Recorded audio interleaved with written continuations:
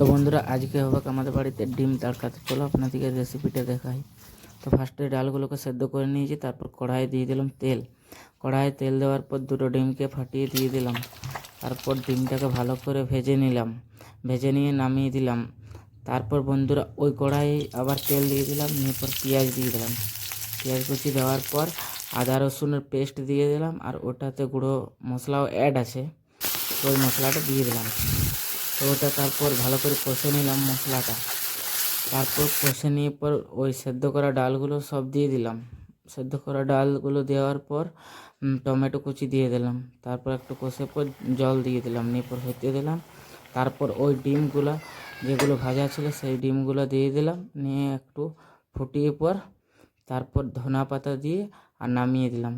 তো বন্ধুরা এটা আমি আমার প্রসেসে বানালাম। তো কেমন হয়েছে কমেন্টে জানাতে ভুলো না। দেখার জন্য ধন্যবাদ।